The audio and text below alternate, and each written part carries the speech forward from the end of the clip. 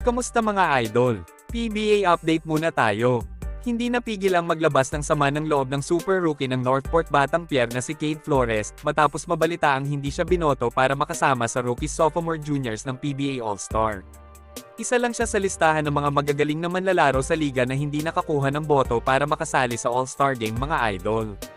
Hindi maitatanggi na isa siya sa pinakamagaling na rookies na inintay ng madaming basketball fans na makapaglaro sa PBA.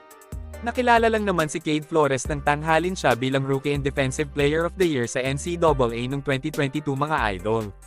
Kaya naman madami ang nagulat nang hindi siya napabilang sa mga rookies na maglalaro sa PBA All-Star Game ngayong taon. Nang tanungin nga si Flores tungkol sa hindi pagkakapili sa kanya sa Rookie Sophomore Junior, matalas ang binitiwan niyang salita. Sinabi niya na isa lang daw popularity contest ang PBA All-Star Game, kagaya din ang naging komento noon nina Maverick Ahanmise at Wami Chongson.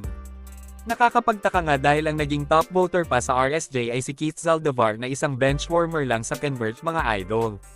Maliban pa doon, napabilang din sa mga rookies si Keith Jimenez ng SMB na madalang din natin na makitang maglaro sa loob ng court. Pero dahil nga sa kasikatan swak na swak siya sa mga titilian sa PBA All-Star Game.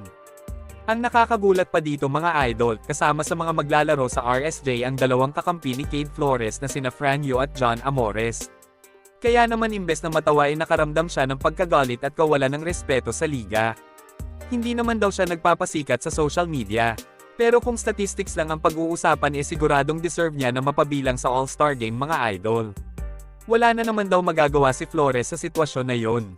Pero may gusto lang siyang mapatunayan sa PBA pagkatapos ng komperensya na ito. Sisiguraduhin daw niya na tatanghalin siya bilang Rookie of the Year ng liga.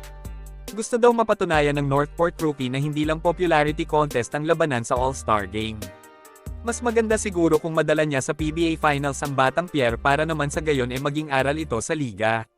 Dapat kasi talaga puro magagaling na player ang pinipiling maglaro sa All-Star Game, hindi dahil sa kasikatan. Ano sa tingin niyo mga idol? Comment down below. Hanggang dito na lang muna mga idol. Maraming salamat sa panunood. Kita-kits ulit tayo sa videos na aking ipapalabas patungkol sa basketball. Kung bago ka pa lang sa channel ko, please consider to subscribe at huwag kalimutan pindutin ang like at notification bell button para updated ka sa videos na aking ipapalabas. Salamat mga idol!